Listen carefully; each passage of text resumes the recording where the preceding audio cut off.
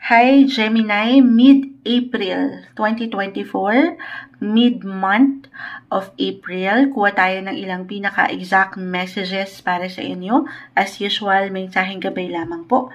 Anong maiwan natin para sa mga Gemini ngayon? Mensaheng gabay po para sa mga Gemini. Message. Gemini, ayan, agad-agad. Sige, add tayo dyan. Okay. The Empress ay narito. 3 of Wands reverse. 3 and 4 of Wands. Both are in reverse.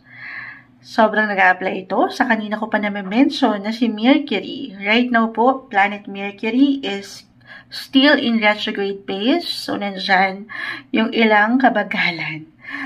Ayan, puro kabagalan si Moonshot. Pero sa true lang, papaangatin natin ngayon, yung pasensya. Habaan ng inyong mga PC. Mapa-travel man ito, short distance travel, or long trips man ito, sa traffic, ayan, sa mas practical, or pagdating sa communication, transportation, and technology.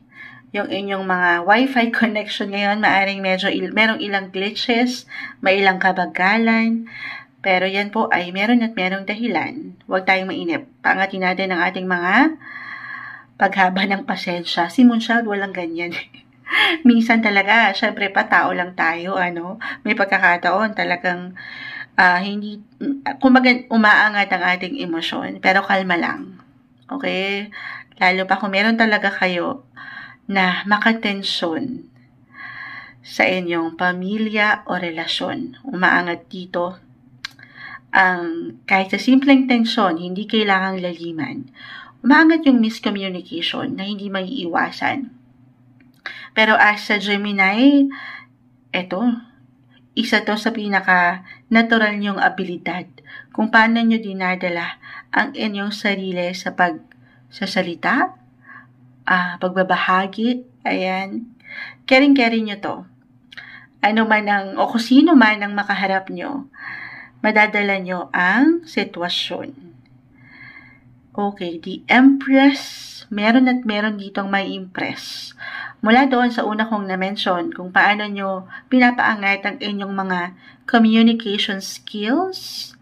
Okay, merong someone na maaring tahimik na kayong napupuna.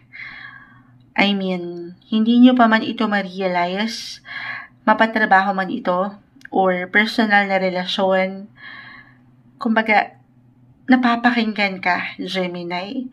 Gano'n man minsan, parang pakiramdam mo hindi. Okay, may pagkakataon na gano'n eh.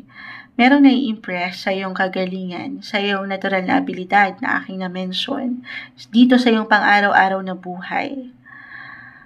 Meron at merong pag-angat ng iyong oras sa mas praktikal, ng iyong beauty, yung iyong pagiging magnetic, at charming. Sana all. Ganyan. Okay?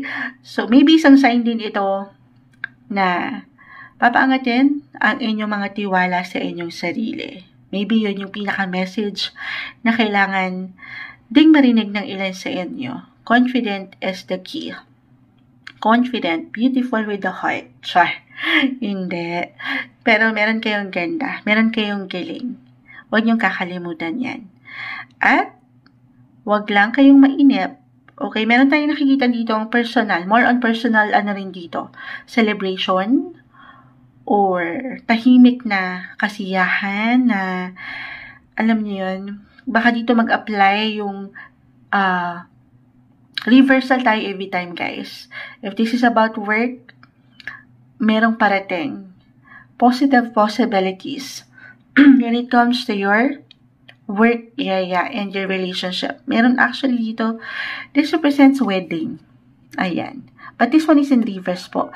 Kaya po, nami-mention ko yung ilang kabagalan. Okay. This month, mid-month of April, Gemini, kung kinakailangan, huwag tayong masyadong magpapadalos-dalos lang din sa pwedeng desisyon, or hanggat kaya, pag-aaralan muna yung bawat detalye. I mean, kasi I feel dito na meron kayong maaring makalimutan na ayaw natin. So, very important na yung awareness lang din po sa inyong paligid. Or baka kasi maging makakalimutan ng ilan. Okay, so titingnan nyo, especially kung halimbawa meron kayong pipirmahan na kontrata o ilang dokumento, napakahalaga na ito ay talagang binubusisi or chinecheck mabuti. Huwag magmadali, kalma lang, okay? Balance. Okay, ano pa bang maiwan natin dito? Empress Coin, this is about yung inyong pagiging